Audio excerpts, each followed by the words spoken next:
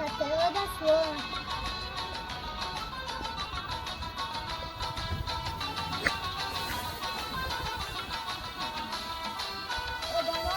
در دلم زد در غریبی گشتنم در دلم زد کوچه کوچه گشتنم در دلم زد در دیگر شهر گشتنم خانه میروم نزد مادرم میروم خانه میروم نزد مادرم میروم در دلم زد در غریبی گشتنم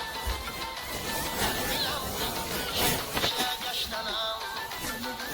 در دلم زد در دیگر شهر گشتنم خانه میروم نزد مادرم میروم خانه میروم نزد مادرم میروم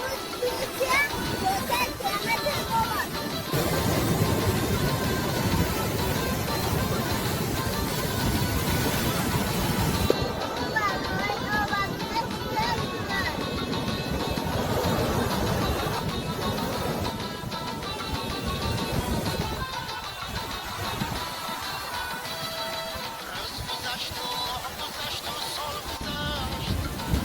عمر من در این غریبی ها گذشت من ندانم چه سختی در دلی من روز گذشت در دلم زد در غریبی گشتنم در دلم زد کوچه کوچه گشتنم در دلم زد در دیگر شهر گشتنم دوستای مزن زدشن بخشیش همت هم زنگ میشه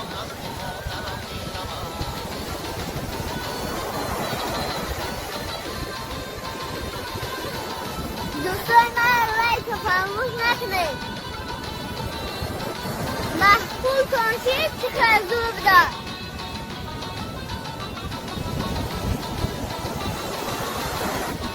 همه این امیسیون کلمه برای شما این خانه بلند ها از چشم من نمی ارزد به یک کوکی خانه من دارم نگاه کند اوقات متوان آتش مرای تازه نمی ارزد به یک کوچه ما ما به شهر دیدن شهر سیاسوپلا سیاسوپل قیمت داریم ما خودمون در شهر سیاسوپل زندگی میکنیم باقی در امان خدا باشد و 300 برای رو فراموش نکنید